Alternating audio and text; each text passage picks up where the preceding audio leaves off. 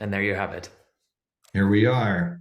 We are on our cosmic journey, episode 3 of our cosmic journey here in beautiful Rostock, Mecklenburg-Vorpommern.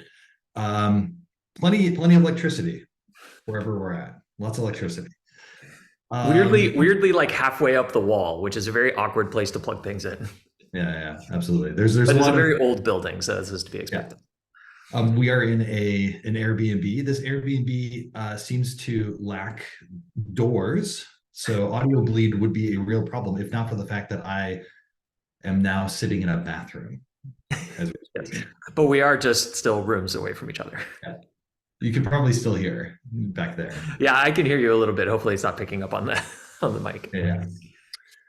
So today is the 7th of October of 2023 at 11:18 a.m. here in Rostock, Deutschland.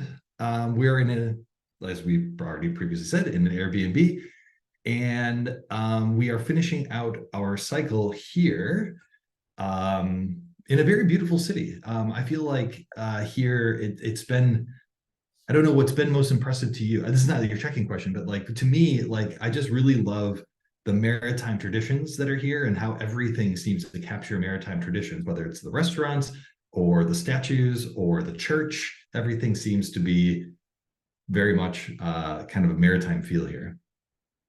Yeah. It's a Hansestadt from the like former Hansa, and of course the dog's now going to get up and walk around with his clicky nails everywhere.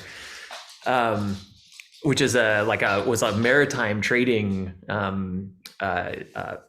bunch of people on the Baltic that traded with each other and kind of had their own sort of like kind of pseudo government, and extending all the way from I think the Netherlands to Russia, and there's all these port towns kind of like all along the Baltic that are part of this like Hansa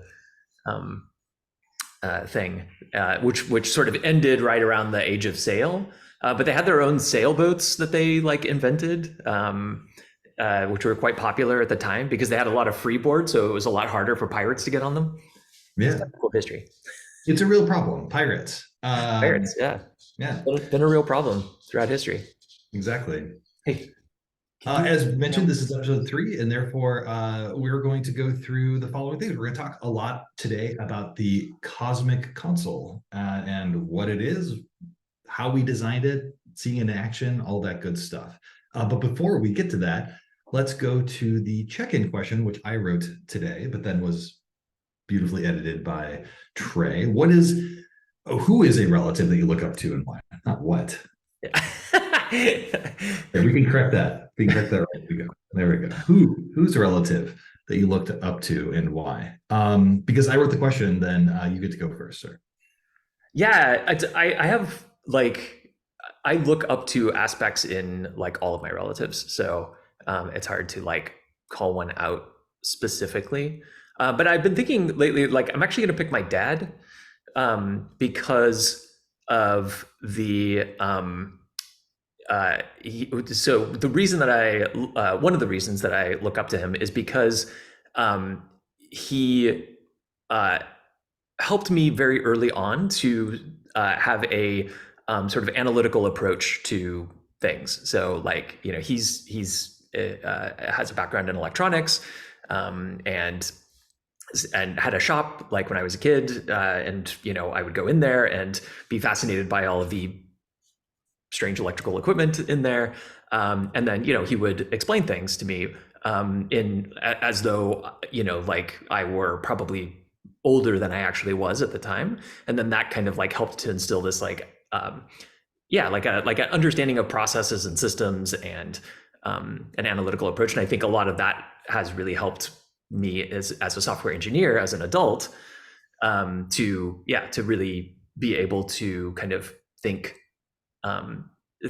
systematically and analytically about things. So there we go. I love that. I love that about, because also I like the idea that he didn't try to pull punches with the content. He's like, look, go fully into it. And Yeah, so he's going to say, like, we're going to go as fast as, I mean, he didn't probably think it this way, but we're going to go as fast as possible and, keep up with me. And that's like a nice kind of sign of trust and autonomy that I really love. Just like, yeah, we're not pulling punches just because you're 8 years old.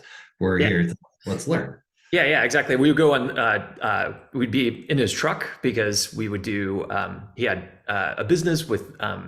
So we lived in Nevada, so he had slot machines and video games on a route, and so we would be in the truck, and we would be going to like uh, uh, collect the cash basically from these machines, called doing the drop on these machines, and then in the car or in the truck on the way, yeah, we'd be talking about things like repairing arcade consoles and stuff like that. Very nice. Yeah. How about you? For me, I think the first relative that came to my mind about who I look up to, and there's many that I look up to, is really my Aunt Jean. So my dad's oldest sister, who was a doctor of linguistics, who wrote many textbooks and for teachers and students for ESL, so English as a second language. She taught for many years at the University of, Arizona State University. And to me, I didn't think of it this way, but she also was, whenever we met, I think she understood that I had this kind of thirst for knowledge and understanding. And she also didn't pull any punches for me when encouraging me and teaching me about like the linguistic tradition of our family, how we throughout history have been a kind of a family of teachers and a family of professors, all the way back to when we were emigrating from Poland, or what Germany and Poland used to be kind of a little bit, like we come from Saxony, and also like I think we also part of our family come from Russia, and she was there to really encourage this learning. She desperately wanted me to be the next doctor in the family. I never got my doctorate. That's okay. I feel like I'm getting my doctorate right now in astrology because I'm reading lots of texts and watching lots of videos to learn as fast as possible. But I think the whole kind of hunger and thirst for learning came from her. Another thing about her is that she was such a do-gooder in this world. And so she was part of the Peace Corps in the 60s with my Uncle John. Oh, cool. Traveled to Poland quite a bit. I had some really bad run-ins actually in Poland. My Uncle John was kind of savagely beaten and robbed while in Poland. And regardless of those kind of existential threats and dangers that were all around her, while she was trying to help people and to bring more peace and balance to the world, even when the people or the universe tried to kind of push her away by saying like, no, there's violence in here, that she had this steadfast type of personality that's like, no, no, no, we're going to get this done. And it I think it fomented in her this kind of desire, like when those adversity things came up, she doubled down on those things. And I really appreciate that because there's a tenacity there that I Yeah, really bravery. yeah, bravery and tenacity. Yeah. And I wish that I could be half as brave as her. And when I am, it shows up really, really well in my life. And I really appreciate that. Yeah, yeah, yeah. I like that. I mean, a takeaway for anybody listening is like treat your younger family members as though they were adults, Yeah. and see what they're see what they stretch into and what they're capable of. Because to be clear, like both of my parents, my mother also did that exact same thing in slightly different ways, but no punches were pulled when it came to me and my sister as kids. Yeah, I think the more that you present to your younger family members things that might seem hard for a child to grasp, don't dumb it down. Like Yeah. start with like the gory details. I mean, obviously, like some topics maybe you wait a little bit, but Absolutely. yeah. The gory details though. So let's get into the gory details of the cosmic console. And this is where we are going to talk a little bit about like the genesis of the idea, how we went about designing it and seeing it in action. We're going to make sure that the dog has stopped doing his tap dancing. There we go. All good. So where the Cosmic Console came from. So let's talk a little bit about that. I've been looking at a lot of astrology software, and I noticed that it is incredibly overwhelming. And that's not to say that it's a bad thing, right? Like showing lots of data towards a kind of experienced practitioner might be a great idea in order to get full understanding and interpretation of somebody's chart, whether, it's a natal chart or, a horary type of like question that is being asked. I think that kind of density of information, though, can be incredibly overwhelming. And there's ways in which that we can kind of contract and expand the density of information in a way that is highly kind of understandable within tools. And so we created this idea that we lovingly stole from other people that we're calling the Cosmic Console to help to make things a little bit more approachable, or I guess to say like, so that when the complexity ramps up, that you're not left behind. Yeah. I like that. We talked about this a little bit last time too, with just trying to, we talked about it in terms of Urania as well. That you have, I really resisted trying to put settings in there, because as soon as you get settings, then you're basically kind of like, now you just have like a pile of things you can do. And astrology is so complicated, and there's so many different ways that, different approaches that people have, even within a particular thing. There's very often not consensus, even on technical aspects of the practice. So being able to present that in a way that like you have that sort of like infinite configurability, but you're not presented necessarily with like 1,000 pages of settings. Yeah, exactly. So this is the initial design that we did for it. I'm going to open up the correct window. Give me a second. I can't find it because I'm an old man. How to computer? How to computer? The old man thing is real, and I am a little upset that in my youth I was like, it's easy, just do it. And now all of a sudden I'm turning into this kind of like, we're just setting, it's fine, like it happens. So for this, we created static screens in Figma, and you'll see that there's two sections here. There's one that's called Discovery and one that's called Design. Design is what we did, but the discovery is also very important. So there's no reason to not leverage the ideas and the innovations of others in order to create something, in your own way, to remix something into something else. No design is ever kind of created as a genesis on its own. It's always built upon other ideas.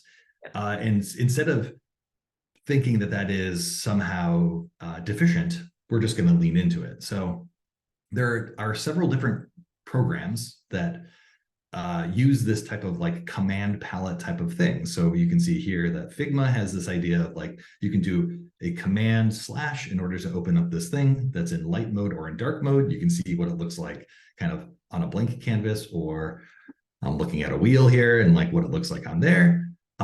As previously talked about, the tab controls in Arc, and we take a lot of inspiration from our friends at Arc that create this thing where you hit Command T, and then you can switch to tabs within your web browser, or you can do functionality. So you can see here, there's ask a question, for example, in kind of light and dark mode, where it sits kind of on its own, or it sits within content because you want to see how things adapt.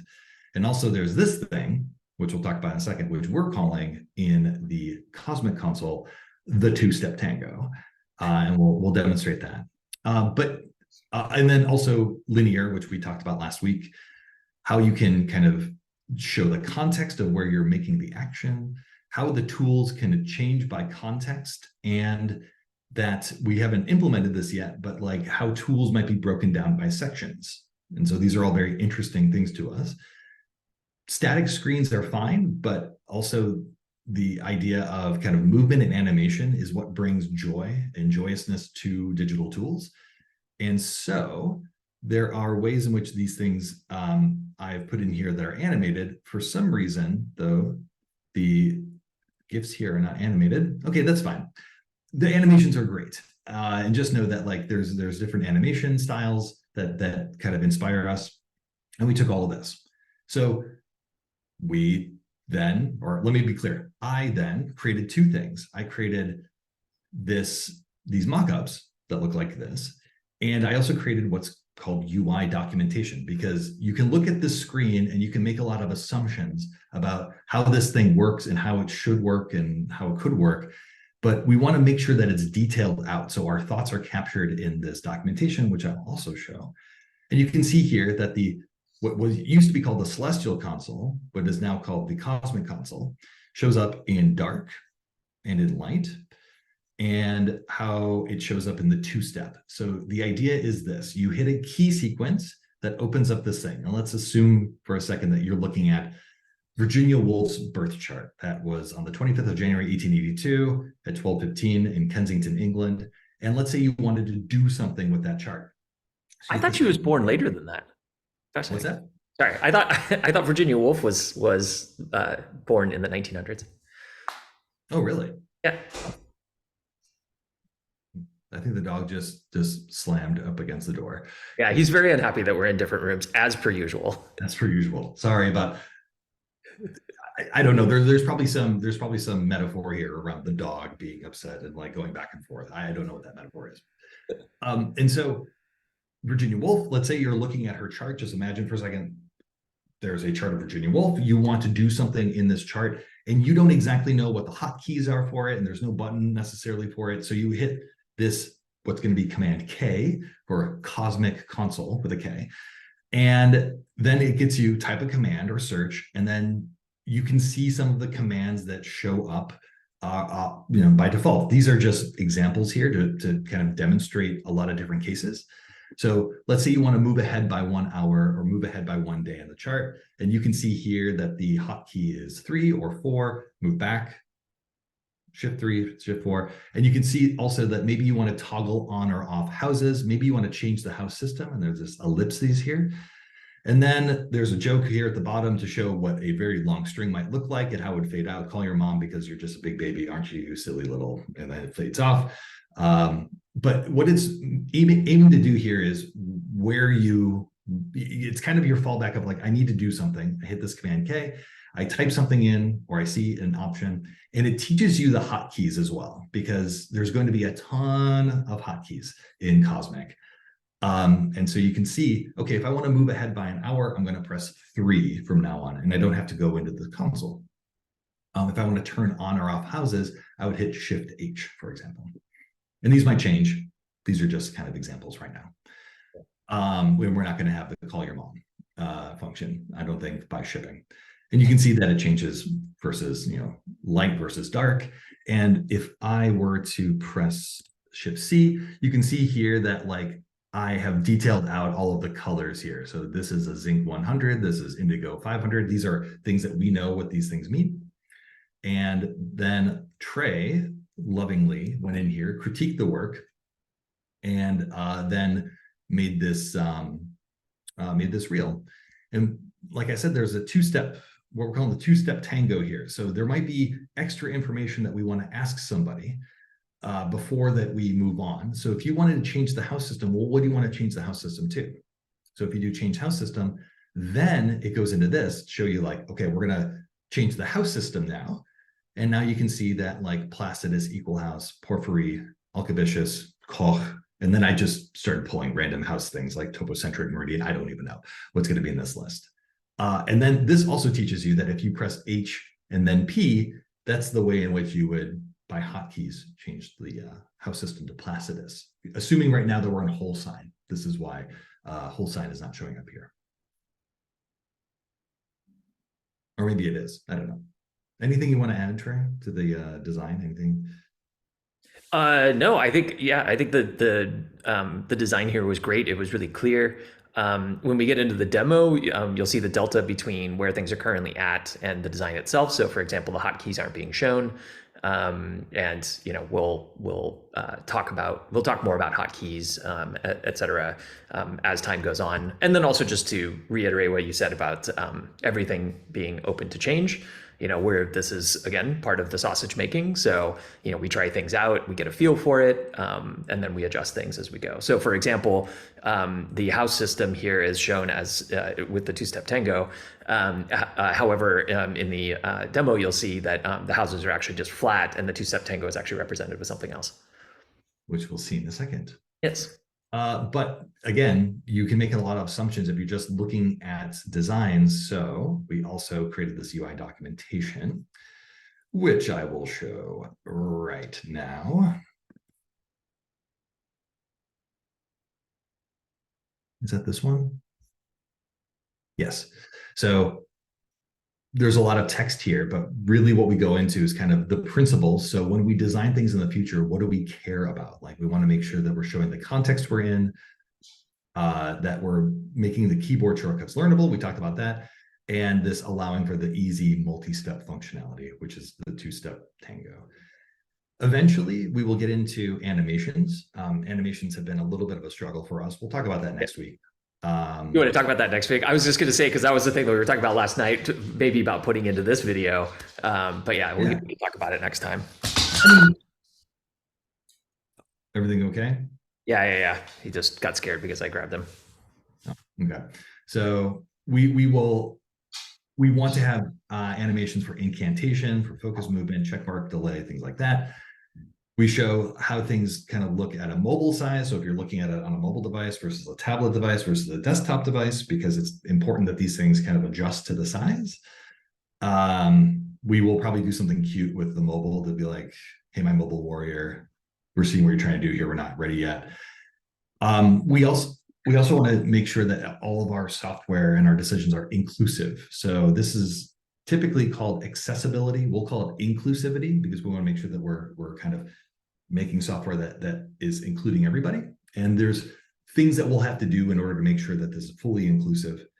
And then we talked about specific interactions then. So sometimes you need more information. And when you need more information, you'll go into the two-step tango. For example, if you do change house system, it will show either a modal dialogue. So something will pop up for you to put more information in, or we'll go through the old two-step tango, and Trey will show that. And there's kind of an easier way eventually to kind of go through the two-step tango. Yeah, so instead of me talking through design, how about we show it off? Yeah. So, share screen. Wrong button.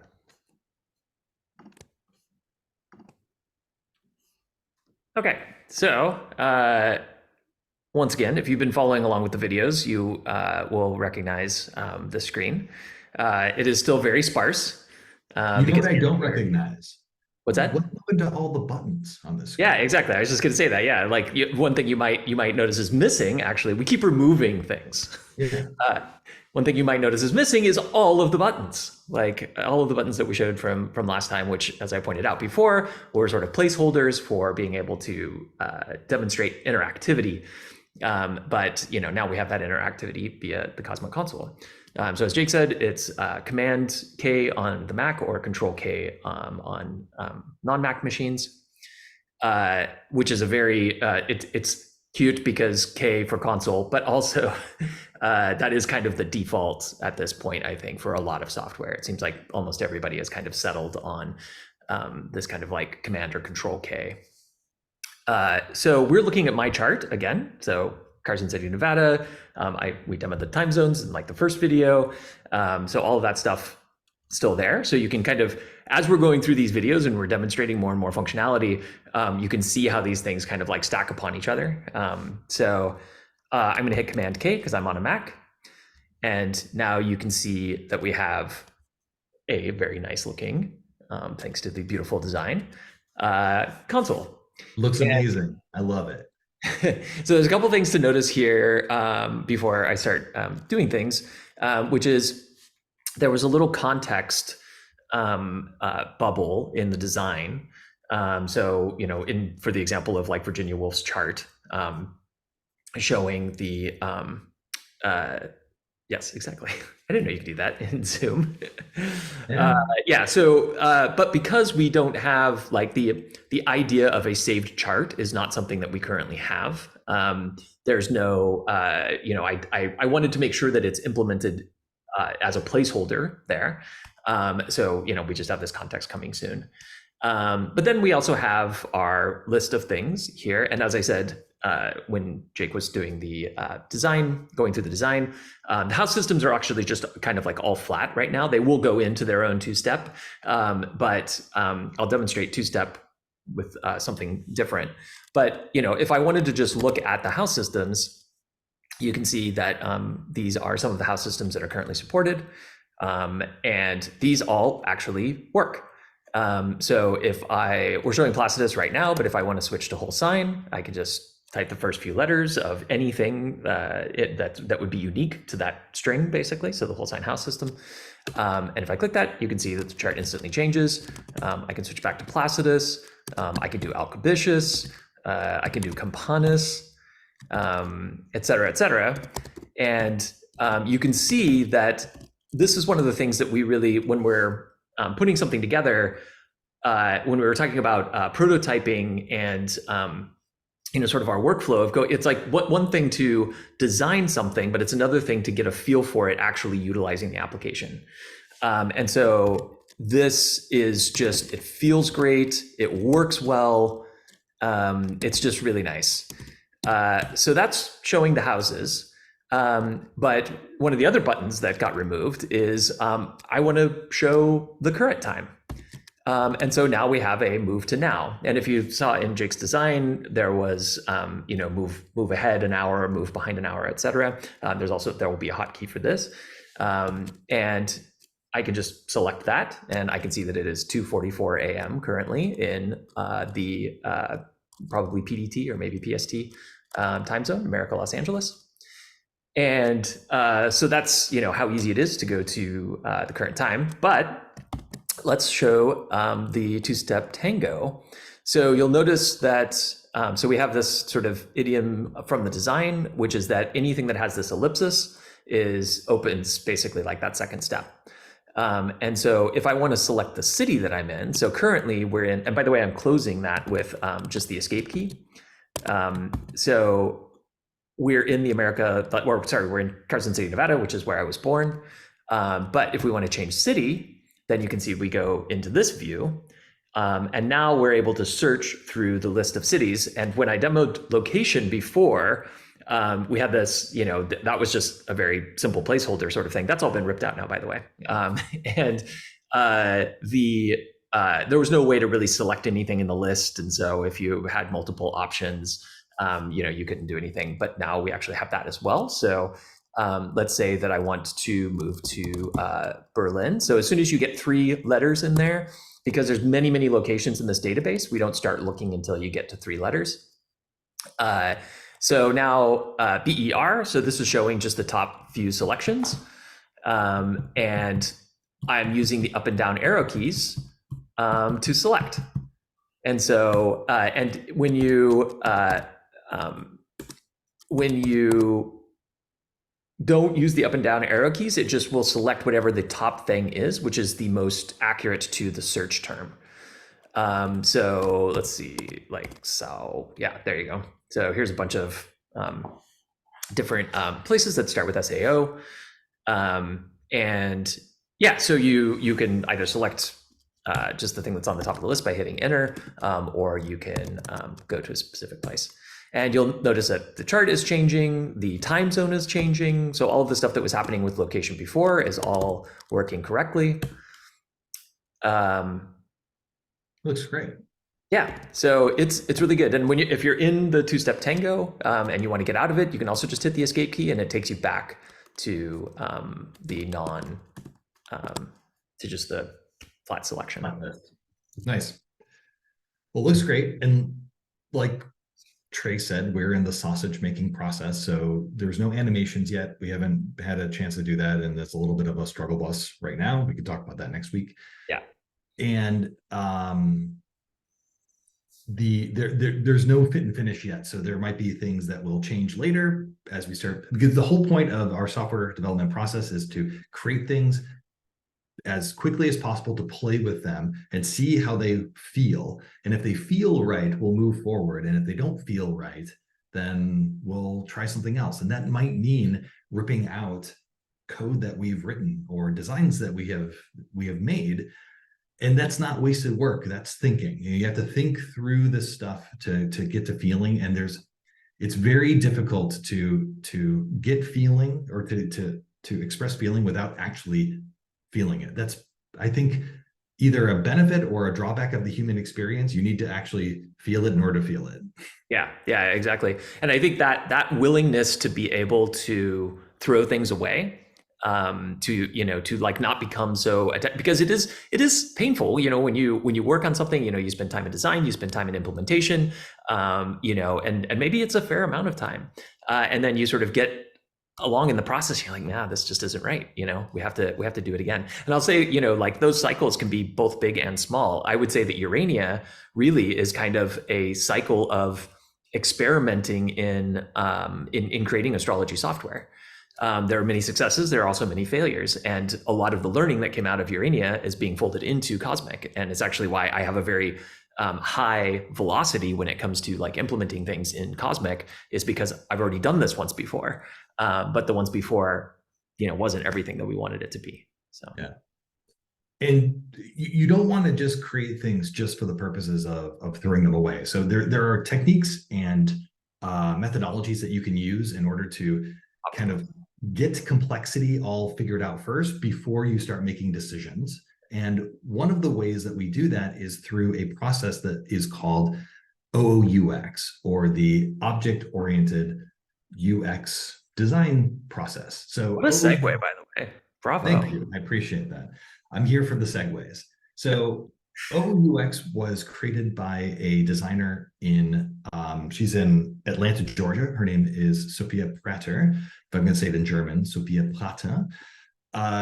And Sophia learned very quickly that when you design UIs too quickly, now just put to the side that we designed the Cosmic Console already, so just put that aside. But if you start designing UIs too quickly, what ends up happening is that you don't start honoring the complexity of systems. And what ends up happening is you start creating really clunky, bad designs that have all of these like assumptions that are built in. And then when you build in too many assumptions and you don't want to throw away stuff, or throwing away stuff would be incredibly painful because like it would be the whole system, you start kind of layering on top of that corner cases and side cases. And that's why you get a lot of software experiences that feel bad. They just don't honor complexity. So we break down complexity through the use of OOUX, and there's a process that's called the ORCA process. I won't go into great detail about what that is, but essentially you start with objects first. So you're trying to gather all the objects and the relationship of those objects to understand how they relate with one another. As I mentioned previously, my Aunt Jean would be very proud of me about how much learning that I'm doing with astrology, because I need to get the level of, I need to get to a level of complexity very quickly so that we're making correct decisions with our kind of backend and our data model and things like that. I will tell you the things you're seeing on here, speaking of sausage making, there's so many things in here that are wrong, that are going to change, and this is not perfect at all. But it is our start of thinking about, like, for example, how a planet will be represented, and the core content, the metadata, and the link to other objects that are necessary for people, for astrologers and astrology practitioners to do their work. I won't go into great detail about all of this stuff, especially now that I'm talking about Dorothian triplicity rulers and the Ptolemaic triplicity rulers, which is kind of going crazy. But what you can see here is that this is saying planet is an object. The planet, planets have simple wills. They show us what in the chart. And there's a bunch of documentation behind this to talk about like the things that people will care about when it comes to kind of displaying an interpretation.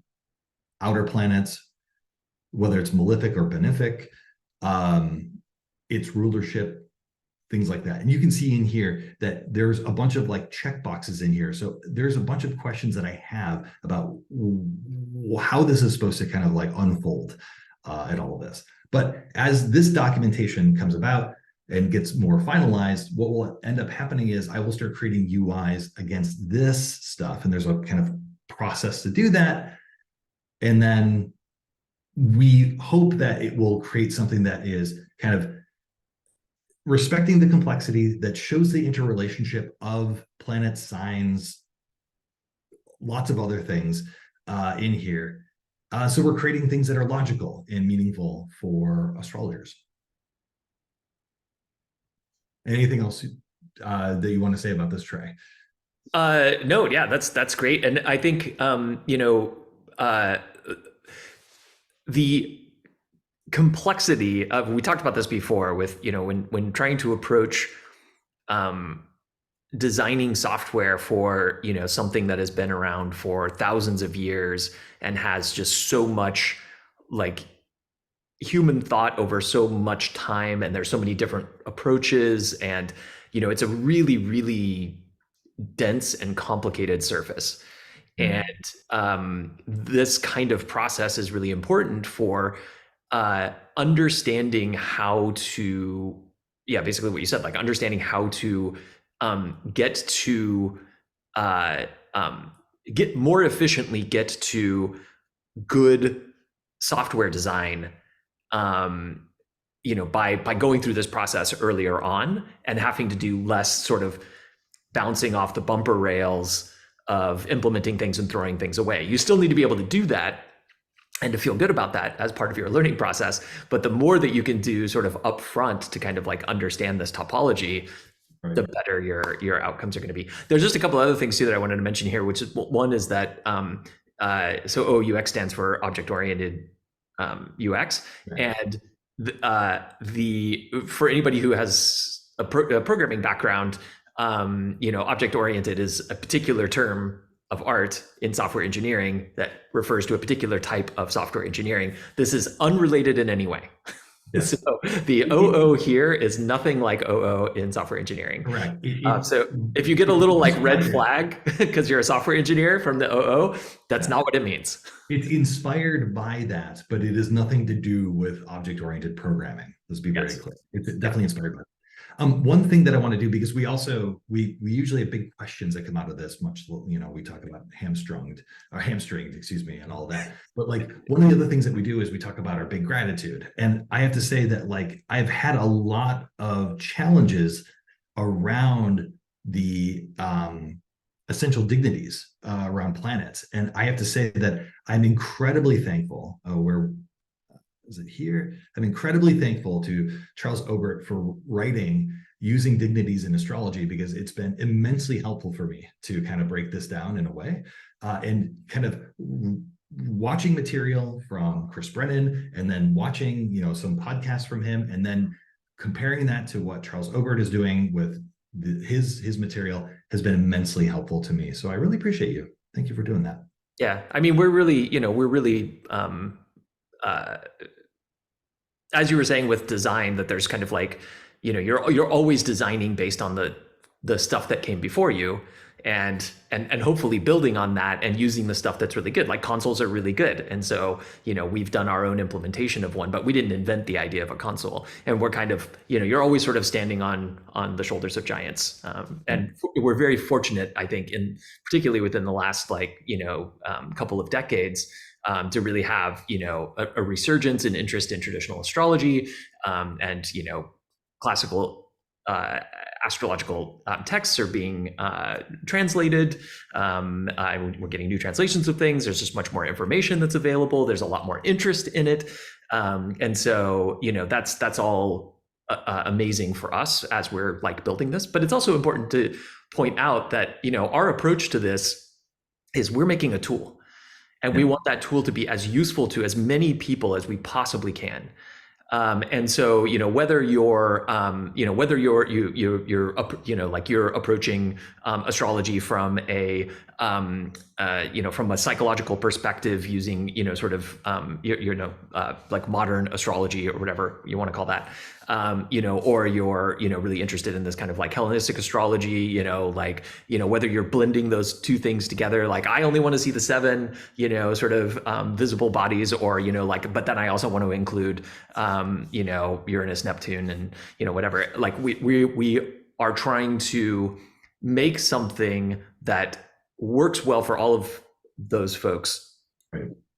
in a really in a really fun, engaging, and beautifully designed system, so that it feels very natural to anybody that's coming to it. And I think this is one of the really big things with like the console, is that it gives us that ability to fold in a lot of things, make them discoverable, and then also say like, hey, and if you want to become more efficient with this, here's the hotkey for it, so that when next time you want to do this, you can get even faster with it. So. And to Trey's point, while we're kind of highlighting books here from Avelar Ribeiro, from Chris Brennan, from Charles Obert, there's another author that was in here as well. I'm missing it right now, but like that doesn't mean that we're not going to look at Lily's text and like thinking about kind of the interpretation there. It's just we haven't gotten there yet, and so I'm just consuming text as fast as I can in order to understand as much as I can. So don't be nervous or scared that like this is just purely traditional. It is going to honor the kind of modern interpretation as well, for sure. Yeah, the modern methodology. Modern methodology. Yeah. We should be careful not saying interpretation, because one thing that Oh, Cosmic will never do you'll is never do provide it. any sort of canned, like this is what this means, or interpretive anything. That's not what we're here for. We are here to, yeah. You might be seeing AI crop up everywhere. I guarantee you that you will not see AI crop up in Cosmic. Absolutely not. Yeah, not for interpretive purposes. Now, there may Not be for other interpretive things that we use it for. For example, a lot of people are doing really interesting work training large language models on their own documentation. Yes. So, for example, we might have something that's technical. So, like, we might actually end up with, some sort of language model that you can ask it like questions about, like, like what are the what are the rulers of the Egyptian bounds for the sign, or like it might be like things that you can look up via a bot, but it will not be interpretive. It will be technical, because here Correct. we're leaving the interpretation up to you. That's your job as the astrologer. Frey and I haven't talked a full conversation about AI other than to say that like interpretation is not the responsibility of AI, it's the responsibility of the astrologer. However, if there is a corpus of text, for example, if you are a kind of practitioner of astrology and you've written a bunch of things within your notes, which we're calling ostraca based upon a very traditional way of like what those notes are going to be written, like maybe there is something that you can train on your own model for that kind of thing, but we are not there yet. Yeah. Although it is probably important to point out what you pointed out to me this morning, which is that ChatGPT, well, ChatGPT 4 anyway, is actually very knowledgeable about astrology. It is.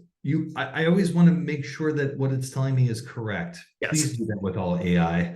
If you ask it questions, it's very important. Because it will lie very convincingly. Yeah, it is incredibly convicted in its thoughts and feelings. Yes. The 12 o'clock bells are going off here, so Yeah. I think we're going to end the session here. We love you all. We'll be back in Berlin next week. Be well. Doc is down here pouting. He's sad Doc. He also has destroyed toys all around him. That's also very very within Doc's realm. Yeah. All right. Be well. Be well, everybody. Bye. Bye. Oh wait, I want to stop recording.